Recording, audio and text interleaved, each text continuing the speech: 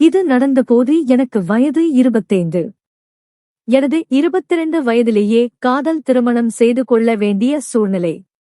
அப்படி சொல்வதை விட அந்த காதல் அந்த சூழ்நிலைக்குள் சிக்க வைத்து விட்டது என்றே கூறலாம். மனைவி வேறு சமூகம். அவளுக்கு அப்பா அப்பமா இல்லை. அவளது அக்கா மட்டுமே. அவளுக்கு திருமணமாகி கணவர் இறந்துவிட்டார். இப்போது தனியாகவே வாழ்கிறார். ரொம்பவே தைரியமான பெண் கூட. எப்பவுமே அவங்களை வாங்க போங்கன்னுதான் கூப்பிடுவேன். எங்கள் திருமணத்தை ஏற்றுக்கொண்டார்கள். ஆனால் அவர்கள் வீட்டுக்கு செல்ல எனது மனைவியை நான் அனுமதிக்கவில்லை.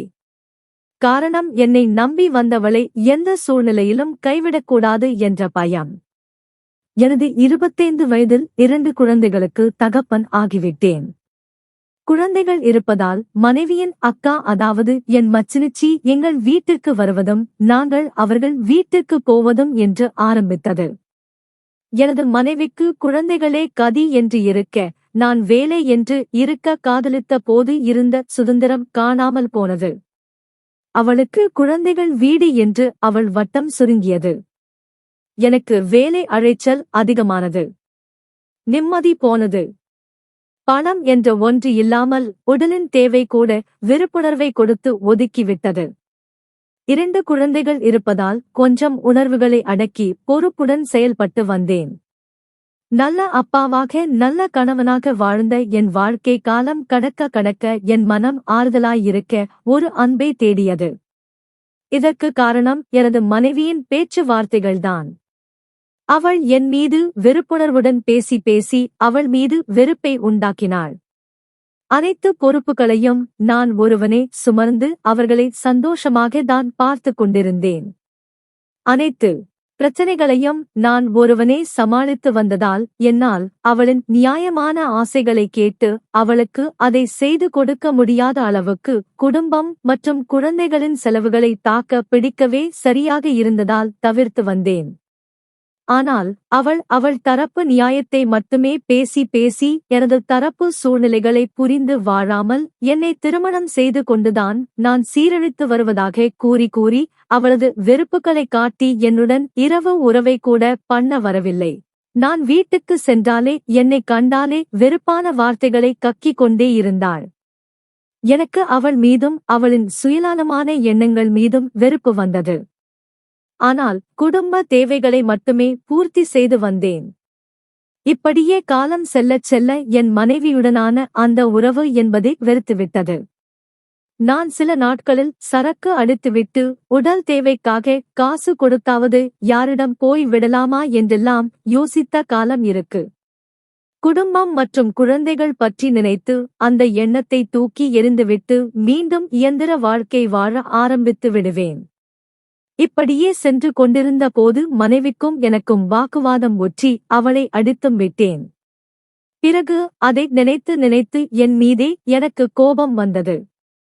என் மனைவியை சந்தோஷமாக வாழ வைக்க முடியாத சூழ்நிலையில் என்னை நம்பி வந்தவளை நான் கை நீட்டி அடித்து விட்டேனே என்று சரக்கு போட்டுக்கொண்டு தனிமையில் சத்தமின்றி கதறி அழுதேன். அடுத்த நாள் எனது மச்சினிச்சி எனக்கு போன் செய்து டவுனுக்கு சென்று சில பொருட்கள் வாங்கி வர வேண்டும். பைக் எடுத்து கொண்டு வாங்க தம்பி என்று கூறினார். நானும் எப்போது வருது என்று கேட்க, நான் இப்பதான் வீட்டு வேலை முடித்தேன். இனி குளித்தவுடன் கிளம்பலாம். நீங்க கிளம்பி வந்தா சரியாக இருக்கும் என்று கூறினார். நானும் சரி, இப்போது சும்மாதானே இருக்கும் என்று உடனே கிளம்பி மச்சினிச்சி வீட்டுக்கு சென்றேன்.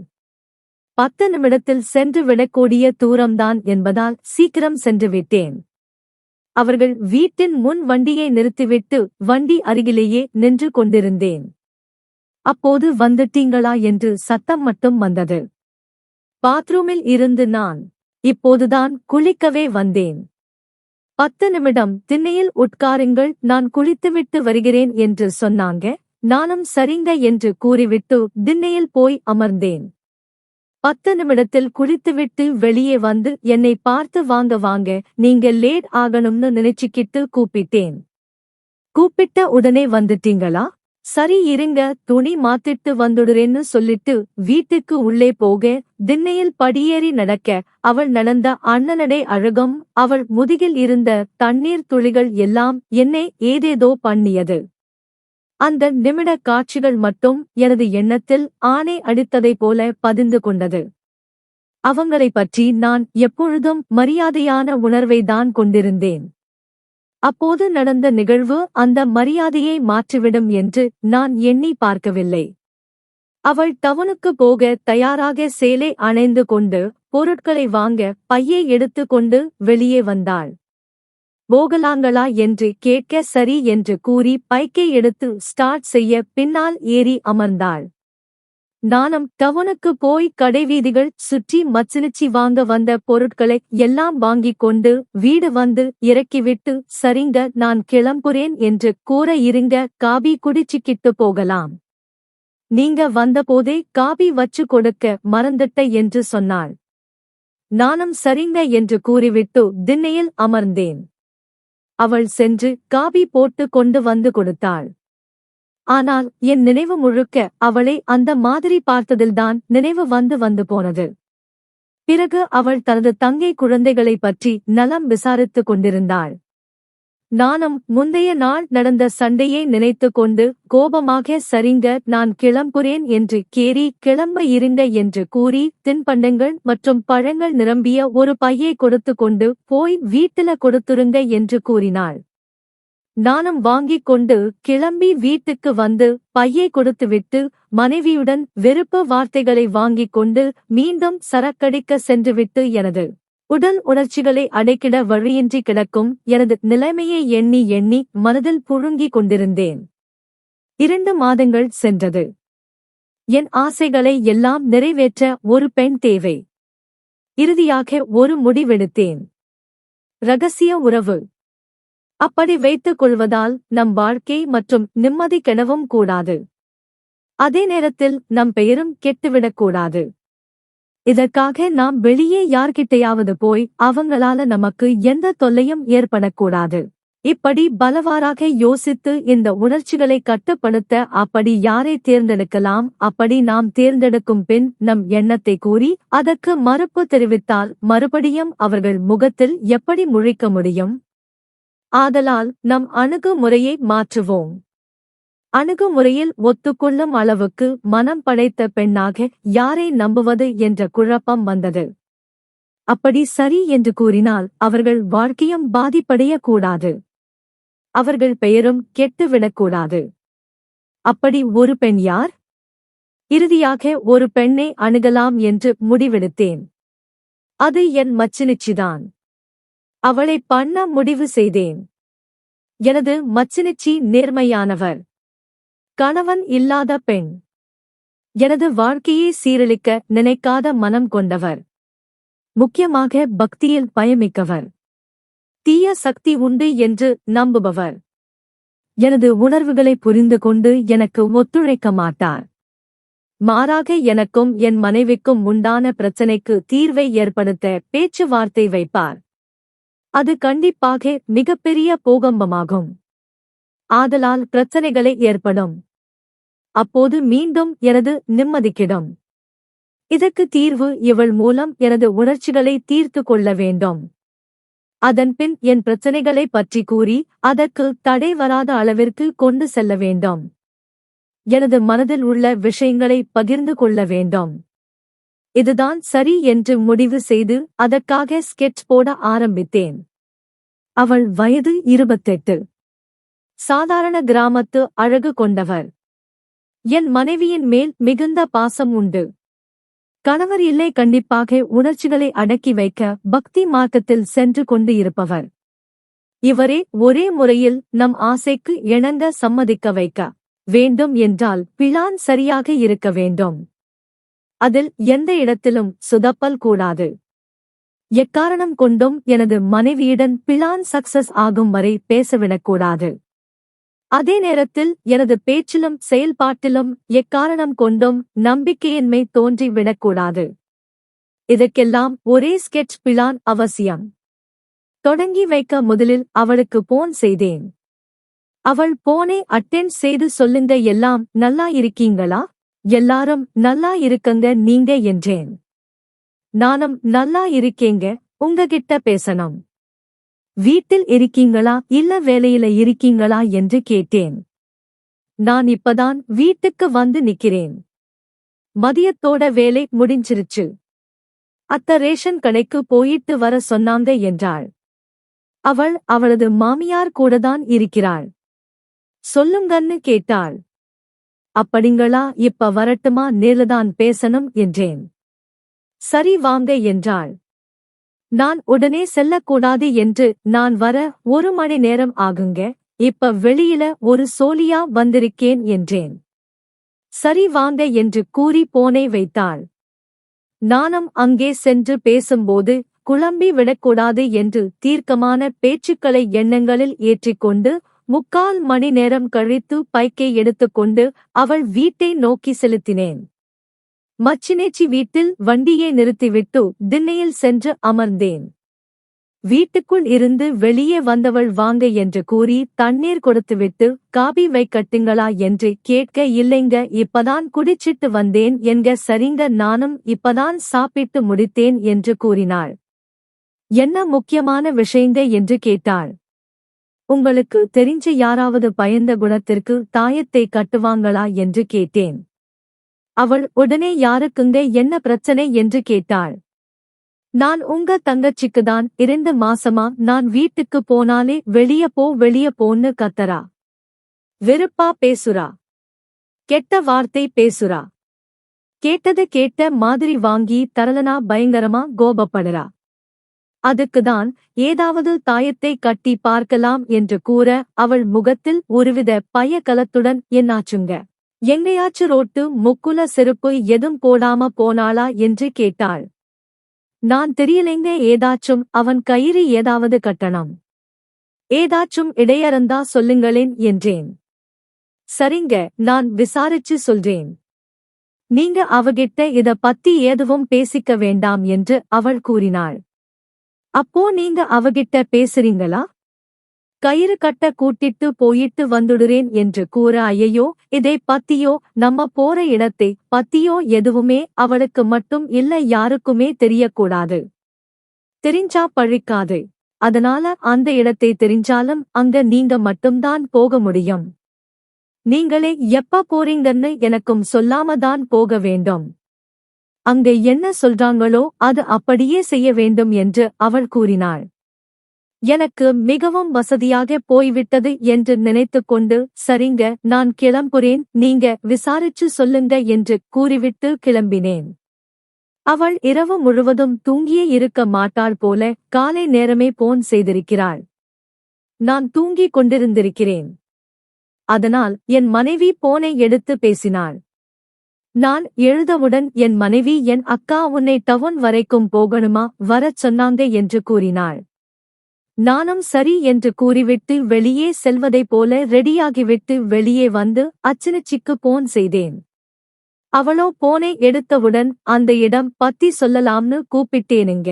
அவளே போனை எடுத்ததால், நான் டவுன் வரைக்கும் போகணும்னு உங்க வீட்டுக்காரனை வரச் சொல்லுன்னு சொல்லிட்டு வச்சிட்டேன்னு சொன்னாங்க. சரிங்க, எங்க இருக்குன்னு அந்த இடம்னு கேட்டேன். அவங்க ஒரு ஊர் பேரை சொன்னாங்க. அந்த ஊர் மலையடி வாரத்துல இருக்காங்க. போகும்போதே வீட்டுல எலுமிச்சையே ஒரு நைட் வச்சு எடுத்துட்டு போகணுமா? எப்ப வேணாலும் போகலாமா? ஆனா கயிறு கட்டுவது மட்டும் அமாவாசை என்றுதானா? நீங்க போறதும் வரதும் எப்பன்னு யார்கிட்டையும் சொல்லக்கூடாது என்றும் அவள் கூறினாள். எனக்கு வசதியாக போய்விட்டது என்று நினைத்து கொண்டு, சரிங்க, நான் பார்த்திக்கிறேன் என்று கூறிவிட்டு போனை வச்சிட்டேன். 1 வாரம் அமைதியாக இருந்தேன். அதற்குள்ளாகவே அவள் போன் செய்து அடிக்கடி என்ன ஆச்சுங்க என்று அக்கறையோடு கேட்டுக்கொண்டே இருந்தாள். நான் 1 வாரம் கடந்த பின்பு மறுபடியும் அவள் போன் செய்தபோது அவளிடம், நான் வேறு ஏதாவது இடம் இருந்தா சொல்லுங்களே என்றேன். ஏனுங்க, என்ன ஆச்சுன்னு கேட்டா. போங்க, அந்த இடம் நம்பும்படி இல்லை, நீங்க ஏதாவது வேறு இடம் விசாரிச்சு சொல்லுங்க என்று சொன்னேன். அதற்கு அவள், ஏனுங்க, அவங்க சொன்ன இடம் கரெக்டா இருக்கும். அவங்க சொல்லுவத அப்படியே கேளுங்க, அப்பதான் பழிக்கும். காசு பணம் ஏதாச்சு கேட்டாலும் நானே தரேன் என்று சொன்னாள். நான் இல்லைங்க, அவங்க சொல்வதெல்லாம் செய்ய முடியாது. அது நம்புற மாதிரியும் இல்லைங்க என்றேன். என்னங்க சொல்றீங்க? சரி போன்ல எதுவும் பேச வேண்டாம், நேர்ல வாங்க என்று கூறி போனை வைத்துவிட்டாள். நானும் உடனே போகாமல் மதியம் நேரமாக சென்றேன். நான் போன உடனே காபி வைத்து கொடுத்துவிட்டு கேட்டாள், என்னாச்சுங்க, அப்படி என்னதான் சொன்னாங்க என்று. நான் அதை எப்படிங்க உங்ககிட்ட சொல்றது என்று. மச்சினிச்சிக்கும் ஆர்வம் தாங்க முடியாமல் என்னதான் சொன்னாங்க, சொன்னாதான வேறு இடம் போகலாமா வேண்டாமான்னு முடிவெடுக்க முடியும். என்னன்னு சொல்லுங்க, பிறகு நான் சொல்றேன்னு சொன்னேன். நான் சொல்ல ஆரம்பித்தேன். எலுமிச்சியை இரவு வீட்டில் வைத்துவிட்டு நீங்க சொன்ன இடத்துக்கு போனேன். அங்க அந்த எலுமிச்சியை வாங்கி பூஜை அறையில் வைத்துவிட்டு என்னை வெளியே இருக்க சொன்னாங்க. நானும் வெளியே வந்துட்டேன். சிறிது நேரம் கழித்து கூப்பிட்டு அந்த ஆள் சொன்னாங்க, உங்க தங்கச்சிக்கு ஆசை அடங்காம இறந்த கணவனை இழந்த காத்து பிடிச்சிருக்கான். அதை விரட்ட அவள் தலைமுடியை கொண்டு வர சொன்னாங்க. நானும் மறுபடியும் அவள் தூங்கும்போது முடியை கட் பண்ணி கொண்டு போய் கொடுத்தேன். அப்புறம் அந்த முடியை பூஜை அறையில் வைத்து மையாக கருக்கி மை மாறி கையில் கொடுத்தாங்க. நீங்க உங்களை விட வயதில் மூத்த பெண்ணே, அதுவும் கணவனை இழந்த பெண்ணாக இருக்கணும். அந்த பெண் கணவன் இழந்து வேறு யாருடனும் கூடி இருக்கக்கூடாது. அப்படி ஒருத்திக்கு இந்த மையை நெற்றியில் வைத்து நானும் அதே மையை நெற்றியில் வைத்துக் கொண்டு அந்த விதவையோடு நாளை அமாவாசை நாளில் தொடங்கி 3 அமாவாசை வரை 48 முறை அதே மாதிரி மையிட்டு கொண்டு அவளிடம் பண்ண வேண்டுமாம். அப்பதான் அந்த காத்து விலகுமாம் என்று சொல்லி, இதை நான் எப்படி செய்வேன் நீங்களே சொல்லுங்க. அப்படி என்ன விட அதுவும் கணவனை இழந்த பெண்ணுக்கு நான் எங்க போய் தேடுவது? அப்படியே இருந்தாலும் அப்படிப்பட்ட பெண்ணிடம் நான் எப்படி இதை பற்றி பேசுவது? இந்த காலத்தில் அப்படி உதவ யாரும் முன் வருவார்கள். அதனால இதை விட்டுவிட்டு வேறு இடம் இருந்தா விசாரிங்கன்னு சொல்லிட்டு நான் கிளம்ப தயாரானேன். அப்போது அவள் அமைதியாக இருந்தாள், எதுவும் பேசாமல்.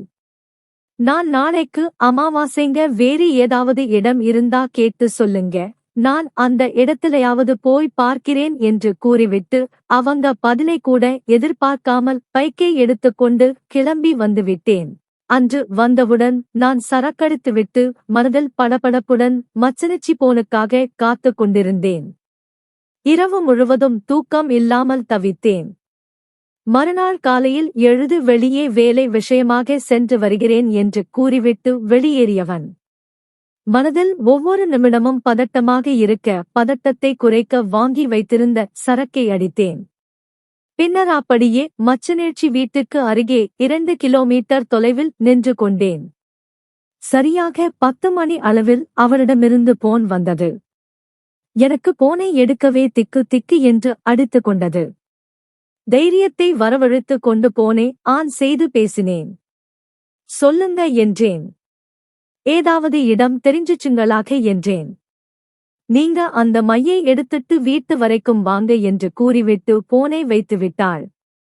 நான் உடனே செல்லக்கூடாது என்று அரை மணி நேரம் கழித்து பைக்கை எடுத்துக்கொண்டு அவள் வீட்டுக்கு சென்றேன். வீட்டுக்கு சென்று பைக்கை நிறுத்திவிட்டு மச்சனச்சி திண்ணையில் அமர்ந்திருந்தாள்.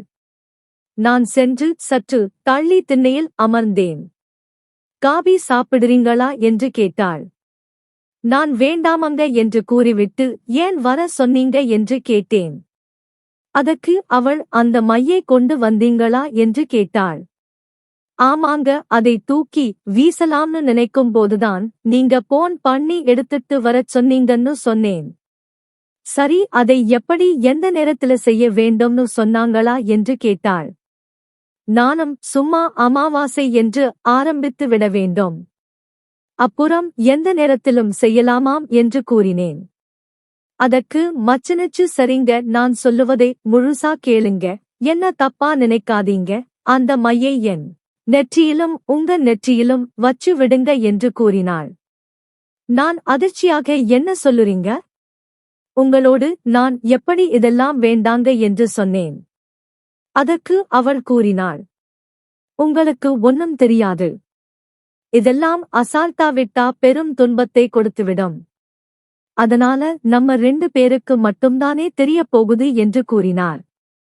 நானும் எனக்கு பயமா இருக்குதுங்க என்றேன். அதற்கு மச்சினிச்சி, நானே தானே சொல்றேன். சாமியார் சொன்ன விஷயம் எல்லாம் எனக்கு சரியா இருக்கு. அப்புறம் ஏன் வெளியில தேடணும்னு கேட்டான். நானும் அரை மனதோடு சரி என்பதைப் போல கூற சரி உள்ள வாங்க என்று கூறி வீட்டுக்குள் அழைத்து சென்றாள். வீட்டுக்குள் சென்றவுடன் கதவை தாளிட்டு விட்டு வந்து என் அருகில் நின்று மையை வைத்து விடுங்கள் என்றாள். நான் டப்பாவில் இருந்து மையை எடுத்து வைத்து விட்டேன்.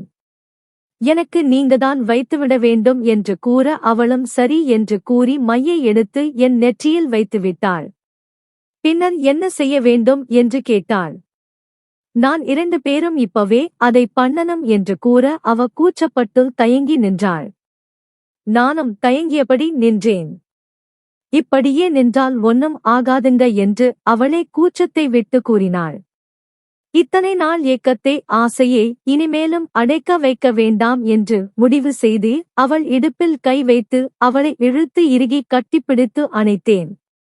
அவள் எந்த ரியாக்ஷனும் கொடுக்காமல் அமைதியாக நின்றாள். நான் மெதுவாக எனது இதழை வைத்து அவள் இதழை உறிஞ்சத் தொடங்கினேன். அவள் உடல் லேசாக கூச்சத்துடன் நெளிந்தது. அவள் எனது தலையை பிடித்துக் கொண்டு இதெல்லாம் பண்ணணுமான்னு கேட்டான். நான் இல்லைங்க, 2வது குழந்தை பிறந்த பின்பு உங்க தங்கச்சி என்னை தொடவே விடவில்லை.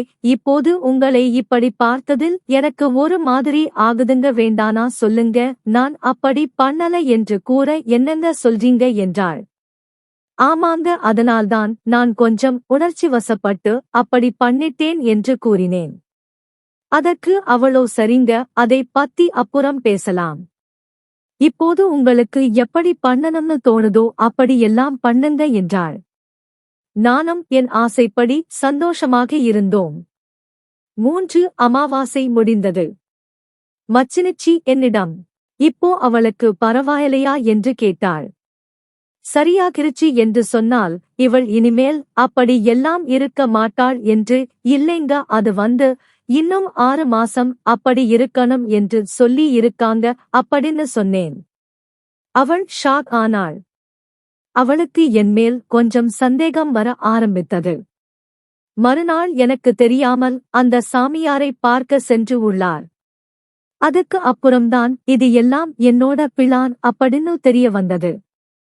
அவள் காலியாக உருவெடுத்தாள். என்னை அடித்தாள். அவள் உடனே நடந்த எல்லா விஷயத்தையும் என் மனைவியிடம் சொல்லி 2 பேரும் சேர்ந்து என்னை அசிக்கப்படுத்தினார்கள். எனது மச்சினிச்சி, உன்னை என் பையன் மாதிரி நினைச்சிட்டு இருந்தேன். ஆனா நீ இப்படி ஒரு செயலை பண்ணிட்ட இல்லை என்று கோபப்பட்டாள். நீ சொன்னதெல்லாம் கண்மூடித்தனமா நம்பி என் தங்கச்சிக்கு இப்படி ஒரு காரியம் பண்ணிட்டேனே என்று அவள் மிகவும் வருத்தப்பட்டாள். அவள் தங்கை இப்படி ஒருத்தனோடு வாழதை விட நீ என் கூடவே இருக்கலாம் வா என்று சொல்லி என் மனைவியே அவங்க வீட்டுக்கு கூட்டி போயிட்டாள்.